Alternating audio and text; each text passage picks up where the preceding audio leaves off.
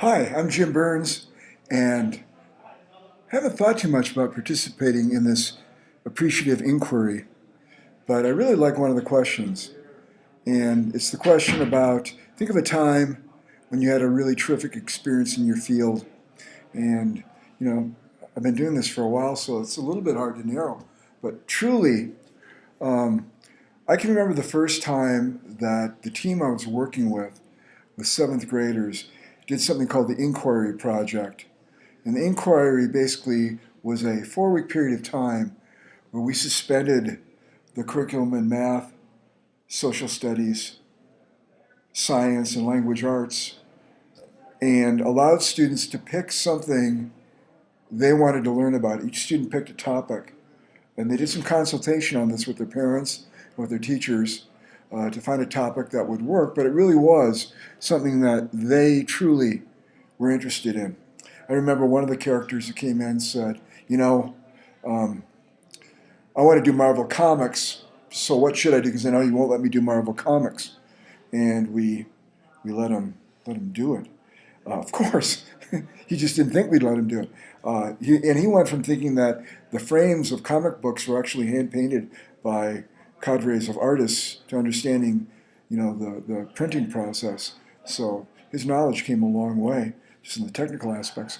But my favorite remembrance of this were two students.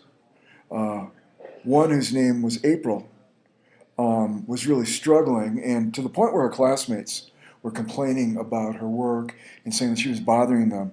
And they were about 2 weeks in, and they were becoming pretty independent in their inquiries. And so we pulled her aside and said, "Hey, April, what's up?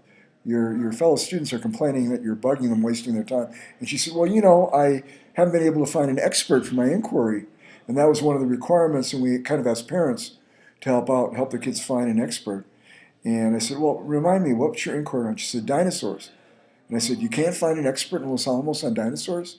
She said, "No." And I said, "Well, there are people over at the lab who are actually working on that." And gave her mom a call, and her mom was a little bit confused. Mom thought the kids had to find their expert and explained that no, parents could definitely help with that process. And sure enough, within a day or two, she had found her expert.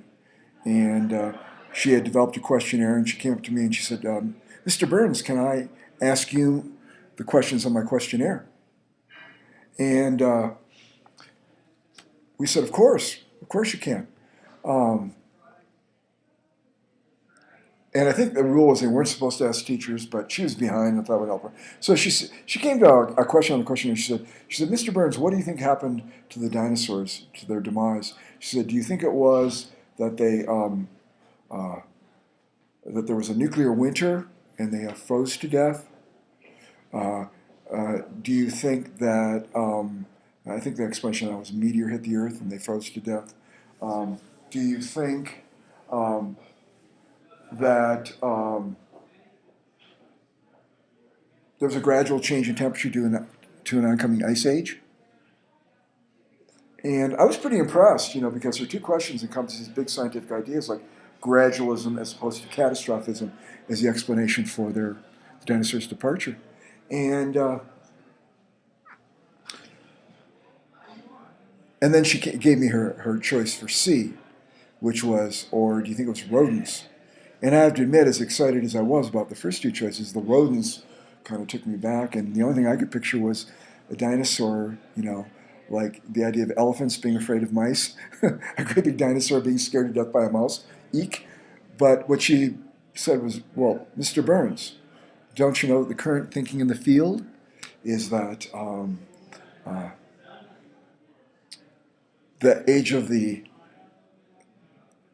decline of the great reptiles and the age of the rise of the mammals coincided, and that perhaps rodents ate the dinosaur eggs?" And I was like, wow, this is amazing. Because she wasn't one of my best students. She's a kid who struggled a lot.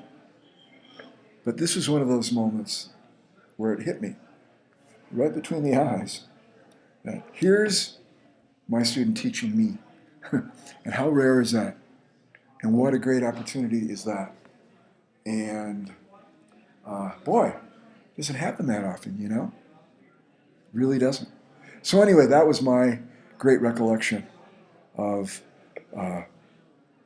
letting kids do their own inquiries.